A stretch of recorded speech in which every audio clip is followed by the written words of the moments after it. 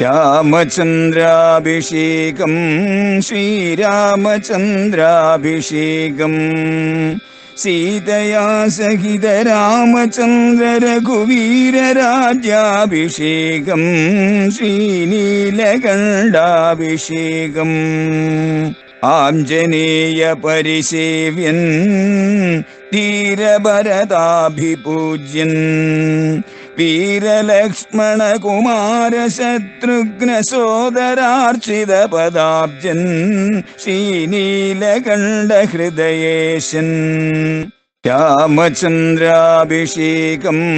ശ്രീരാമചന്ദ്രാഭിഷേകം. എല്ലാവർക്കും എൻ്റെ വിനീതമായ നമസ്കാരം. പ്രിയമുള്ളവരെ, ആദ്യമേ തന്നെ എൻ്റെ സർവ്വസങ്കല്പങ്ങളും ഭാരതീയ ആചാര്യ പരമ്പരയുടെ പാദപങ്കജങ്ങളിലും വാഗ്ദേവതയും ശക്തിസ്വരൂപിണിയുമായ അമ്മയുടെ പാദപത്മങ്ങളിലും എൻ്റെ ഗുരുനാഥനായ ജഗദ്ഗുരു സ്വാമി സത്യാനന്ദ സരസ്വതി തൃപ്പാദങ്ങളിലും എൻ്റെ പരമഗുരുവായ ബ്രഹ്മശ്രീ നീലകണ്ഠ ഗുരുപാദരുടെ പാദപങ്കജങ്ങളിലും നിങ്ങളുടെ ഓരോരുത്തരുടെയും മഹാഗുരുവിൻ്റെ പാദപത്മങ്ങളിലും ആ ധന്യമായ സങ്കല്പം കൊണ്ട് പവിത്രമായിരിക്കുന്ന നിങ്ങളുടെ ഹൃദയങ്ങളിലും പൂജാപുഷ്പങ്ങളെന്നോണം സമർപ്പിച്ചുകൊള്ളട്ടെ.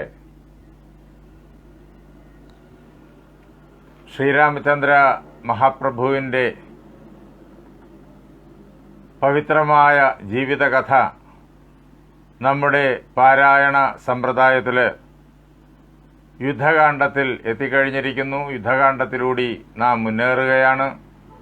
കഴിഞ്ഞ ദിവസം നമ്മുടെ ചർച്ച നാം സമ്പൂർണമാക്കുന്നത് നാരദസ്തുതിയോടെയാണ്. കുംഭകർണവധം നടന്നു കഴിഞ്ഞപ്പോൾ നമ്മുടെ ഉള്ളിലുള്ളതായ ഭക്തിഭാവന അതിൻ്റെ പൂർണ്ണതയിൽ പ്രകാശിച്ച് പരമാത്മാ ജ്ഞാനത്തെ അനുഭവിച്ചറിഞ്ഞ് ജ്ഞാനാനന്ദങ്ങളുടെ വാങ്മയ പ്രകാശനമായ നാരദസ്തുതി നാം നേരിട്ട് കേട്ടു. നാരദ മഹർഷി നമ്മുടെ ഓരോരുത്തരുടെയും ഹൃദയത്തിനുള്ളിലുണ്ട്. ഭക്തിയുടെ മഹാചാര്യനാണ് അദ്ദേഹം. നമ്മുടെ മനസ്സിലെ തമോ ഗുണം അകന്നു കഴിഞ്ഞാൽ സാത്വിക ഗുണത്തിന് കുറെ കൂടി ബലം കൈവരും. അതോടെ ജ്ഞാന ആനന്ദങ്ങൾ പ്രകാശിക്കാനും തുടങ്ങും. ഇത് കഴിഞ്ഞ് വേണ്ടത് രജോ ഗുണത്തിൻ്റെ ദൂരീകരണം കൂടിയാണ്. അതിലേക്ക് എത്തുന്നതിന് മുമ്പ് തന്നെ പവിത്രമായിരിക്കുന്ന ജ്ഞാന ആനന്ദ പ്രവാഹം നമുക്ക് അനുഭവപ്പെടും. അതാണ് നാരദസ്തുതി. തുടർന്ന് ആ കഥ അനേകം രാഷ്ട്രീയഭാവങ്ങളുടെ നിഗ്രഹ സന്ദർഭങ്ങളിലേക്ക് പ്രവേശിക്കുന്നു. കുംഭകർണൻ മരിച്ചു എന്നുള്ള വൃത്താന്തം രാവണന്റെ കാതുകളിലെത്തുമ്പോൾ രാവണൻ ആകെ ദുഃഖിതനായി. എന്നിട്ട് മോഹിച്ച് ഭൂമിയിൽ വീണു. മോഹാലസ്യപ്പെട്ട അദ്ദേഹം ഭൂമിയിൽ പതിക്കുകയായിരുന്നു ഞെട്ടിയിട്ട്. അത് കഴിഞ്ഞ് മോഹം കഴിഞ്ഞപ്പോൾ അദ്ദേഹം എണീറ്റ് ഇനി എന്താണ് ചെയ്യേണ്ടത് എന്ന് വളരെ വിശദമായിട്ട് ആലോചിച്ചിട്ട് ഉടനെ തന്നെ വീണ്ടും സൈന്യത്തെ പ്രബലന്മാരായ സേനാനായകന്മാരെ വാനര നിഗ്രഹത്തിനായും മാനവ നിഗ്രഹത്തിനായും പറഞ്ഞേക്കാം എന്ന് അദ്ദേഹം ആലോചിച്ചു. ആ അവസരത്തിൽ അദ്ദേഹത്തിൻ്റെ മുന്നിൽ അത്യധികം പ്രഗത്ഭരായിട്ടുള്ള സേനാധിപന്മാർ വന്നു ചേർന്നു. ത്രിശിരസ്, പിന്നെ സേനാധിപനും അതേസമയം രാവണന്റെ പുത്രനുമായിരിക്കുന്ന അതികായൻ, ദേവാന്തകൻ, നരാന്തകൻ, മഹോദരൻ, മഹാപാർശ്വൻ, മത്തൻ, ഉന്മത്തൻ തുടങ്ങിയ അനേകം യുദ്ധങ്ങൾ ജയിച്ചിട്ടുള്ള മഹാപ്രാഗൽഭ്യശാലികൾ രാവണന്റെ മുന്നിൽ വന്നു. എന്നിട്ട് അവരെട്ടുപേരും കൂടി ചേർന്ന് രാവണനെ തൊഴുത് രാവണനോട് പറഞ്ഞു, ദുഃഖിപ്പതിനെന്തു കാരണം? ഞങ്ങൾ ചെന്ന് ഒക്കെ രിപുക്കളെ കൊന്നുവരാമല്ലോ. അങ്ങെന്തിനു വേദനിക്കുന്നു, അങ്ങെന്തിനു ദുഃഖിക്കുന്നു? കുംഭകർണൻ മരിച്ചുപോയി എന്ന് കേട്ടിട്ട് ശത്രുക്കളെ നിഗ്രഹിക്കുക പ്രയാസമുള്ള കാര്യമൊന്നുമല്ല. ഞങ്ങളുടെ വലിയ സൈന്യത്തോടൊപ്പം ഉടനെ തന്നെ യുദ്ധത്തിന് പുറപ്പെടും. അങ്ങയുടെ ആജ്ഞ കിട്ടിക്കഴിഞ്ഞാൽ അവിടെ പടകളത്തിൽ ചെന്നിട്ട് രാമനെയും രാമന്റെ സഹായികളായിരിക്കുന്ന വാനരങ്ങളെയും എല്ലാം സംഹരിച്ചിട്ട് ഞങ്ങൾ ഉടനെ തന്നെ മടങ്ങി വരുന്നുണ്ട്. ഞങ്ങളെ അങ്ങ് യുദ്ധത്തിന് അയച്ചു കഴിഞ്ഞാൽ പിന്നെ ശത്രുക്കളാൽ ഒരു പീഡയുണ്ടായി വരാ. ശത്രുക്കൾ മൂലം അങ്ങക്ക് യാതൊരു ഉപദ്രവവും ഉണ്ടാവില്ല. അവർ മുഴുവൻ ഞങ്ങൾ ഈ ലോകത്തിൽ നിന്ന് തന്നെ പറഞ്ഞയച്ചു കഴിഞ്ഞിരിക്കും. ഇത് കേട്ടപ്പോഴേക്കും രാവണന് തരൊരു സമാധാനമായി. അയാൾ പറഞ്ഞു, എങ്കിലോ നിങ്ങൾ പോയി ചെന്ന് യുദ്ധം ചെയ്ത് സങ്കടം തീർക്കെന്ന് ചൊന്നാൻ ദശാനനൻ. രാവണൻ ഉടനെ തന്നെ പറഞ്ഞു, അങ്ങനെയാണെങ്കിൽ നിങ്ങൾക്കത് സാധിക്കുമെങ്കിൽ അത് വലിയൊരു കാര്യമാണ്, നല്ല കാര്യമാണ്. നിങ്ങൾ ഉടനെ തന്നെ യുദ്ധത്തിനായിട്ട് പുറപ്പെട്ടുകൊള്ളുക. ചെന്ന് അവരെല്ലാം സംഹരിച്ച് സങ്കടം തീർത്ത് ലങ്കയെ രക്ഷിക്കുക, എന്നെയും രക്ഷിക്കുക. രാവണന്റെ ഈ നിർദ്ദേശം കിട്ടിയ മാത്രയിൽ അവരെല്ലാവരും കൂടി സന്തോഷിച്ചു. അതികായവീരന്റെ നേതൃത്വത്തിൽ അവരെല്ലാവരും കൂടി വലിയ കടലുപോലെ പരന്ന സൈന്യവുമായിട്ട് യുദ്ധത്തിനിറങ്ങി. എണ്ണമില്ലാത്തൊരു സൈന്യം യുദ്ധത്തിന് വരുന്നത് വാനരന്മാർ കണ്ടിട്ട് അവര് ഉടനെ തന്നെ യുദ്ധസജ്ജരായിട്ട് രാക്ഷസന്മാരോട് ഏറ്റുമുട്ടി. കല്ലും മലയും മരങ്ങളും കൈക്കൊണ്ട് അവരുടെ ആയുധങ്ങൾ അതൊക്കെയാണ്. വലിയ വലിയ പാറക്കല്ലുകൾ, പർവ്വതങ്ങൾ, അതേപോലെ തന്നെ വലിയ മരങ്ങൾ, ഇവയെല്ലാം എടുത്തുകൊണ്ട് രാക്ഷസന്മാരെ അവർ പടക്കളത്തിൽ നേരിട്ടു. ഇവരെ കണ്ടിട്ട് രാക്ഷസന്മാരും വിട്ടില്ല. രാക്ഷസന്മാരും അവരുടെ കയ്യിലിരിക്കുന്നതായ വാളും ശൂലവും വില്ലും അമ്പും എല്ലാം അതീവ സാമർഥ്യത്തോടു കൂടിയിട്ട് വാനരന്മാരുടെ നേരെ പ്രയോഗിച്ചു. അങ്ങനെ ഘോരമായിട്ടുള്ള യുദ്ധം അവിടെ നടന്നു. ആ അവസരത്തിൽ ദേവാന്തകനും നരാന്തകനുമെല്ലാം രാക്ഷസപ്പടയ്ക്ക് നേതൃത്വം കൊടുത്തുകൊണ്ട് മുന്നിൽ നിന്നു വാനര വീരന്മാരായ മാരുതിയും അംഗദനും സുഗ്രീവനുമെല്ലാം ഈ രാക്ഷസീയമായിരിക്കുന്ന സൈന്യത്തിന്റെ മുന്നേറ്റത്തെ കരുത്തോടുകൂടി തടഞ്ഞ് അവരെ തകർക്കാൻ തുടങ്ങി. എന്ന് മാത്രമല്ല, ഓരോരോ രാക്ഷസവീരനായിട്ട്, വിശേഷിച്ചും അതിലെ നേതാക്കന്മാരായിരിക്കുന്ന ആളുകൾ ഒന്നൊന്നായിട്ട് ഈ ഭൂമിയിലുള്ളതായ വാസം അവസാനിപ്പിച്ച് കടന്നു പോകേണ്ടതായും വന്നു. മാരുതി കൊന്നത് ദേവാന്തകനെയും. ദേവാന്തകൻ എന്ന പേര് പ്രശസ്തി ഉള്ള ആ രാക്ഷസനെ ആഞ്ജനേയൻ നേരിട്ടുള്ള യുദ്ധത്തിൽ സംഹരിച്ചു.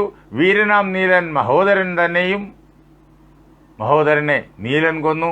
ശൂരനാകും ത്രശിരസൻ തലകളെ മാരുതി വെട്ടിക്കളഞ്ഞു കൊന്നിടിനാൻ. അത്യധികം സമർത്ഥനായ ത്രശിരസന്റെ തലകളെ 3 ശിരസ്സുകളുള്ളവനായ രാക്ഷസൻ അവന്റെ തലകളെ മാരുതി വെട്ടിക്കളഞ്ഞു. അങ്ങനെ അവനെ കൊന്നു. ആ അവസരത്തിൽ മത്തനും ഉന്മത്തനും മരിച്ചാർ. അവർ രണ്ടുപേരും, മത്തനും ഉന്മത്തനും, അങ്ങേയറ്റം കരുതന്മാരായിരിക്കുന്ന പോരാളികൾ. അവരും കപിസത്തമന്മാരോട് എതിർത്ത് യുദ്ധം ചെയ്ത് അവരും മരിച്ചു. ഈ അവസരത്തിൽ അതികായൻ വർദ്ധിച്ചതായ വീര്യത്തോടുകൂടിയിട്ട്, ശക്തിയോടുകൂടിയിട്ട്, സാമർഥ്യത്തോടു കൂടിയിട്ട് വാനരവീരന്മാരുടെ ആ വ്യൂഹത്തെയെല്ലാം ഭേദിച്ച് ഉള്ളിലേക്ക് കടക്കുവാനുള്ള ശ്രമത്തിലായി. അതികായന്റെ പരാക്രമം കണ്ടിട്ട് ലക്ഷ്മണകുമാരൻ തന്നെ നേരിട്ട് ചെന്ന് എതിർത്തു. സാമർഥ്യം ഏറെയുള്ള ഒരു അതികായനെ സൗമിത്രി എന്ന് ചെറുത്താൻ അതുനേരം. അതികായനെ തടഞ്ഞു നിർത്താൻ ലക്ഷ്മണൻ തന്നെ വേണ്ടി വന്നു. അദ്ദേഹം ചെന്ന് തടഞ്ഞു. അവർ രണ്ടുപേരും അന്യോന്യം ബാണങ്ങൾ പ്രയോഗിച്ചു. ദിവ്യാസ്ത്രങ്ങൾ രണ്ടുപേരുടെയും കരങ്ങളിലുണ്ട്. ദിവ്യാസ്ത്രങ്ങൾ അന്യോന്യം പ്രയോഗിച്ചു. അസ്ത്രത്തിന് പ്രത്യസ്ത്രം, അതിന് പ്രത്യസ്ത്രം. ഇങ്ങനെ അവർ രണ്ടുപേരും അവരുടെ യുദ്ധ വൈദഗ്ധ്യം അതിസമർത്ഥമായിട്ട് ആ പടക്കളത്തിൽ പ്രദർശിപ്പിച്ചു. ഈ അവസരത്തിൽ ലക്ഷ്മണകുമാരൻ ഒരു കാര്യം ശ്രദ്ധിച്ചു. അതികായനെ കൊല്ലുന്നതിന് വേണ്ടിയിട്ട് താൻ അയച്ചതായ ശക്തമായ ബാണങ്ങൾ ഒന്നും അതികായനിൽ ചെന്ന് തറഞ്ഞ് മുറിവുണ്ടാക്കുന്നത് പോലുമില്ല. അവയെല്ലാം വീഴുന്നു, അടുത്തെത്തുമ്പോൾ തന്നെ വീണു പോകുന്നു.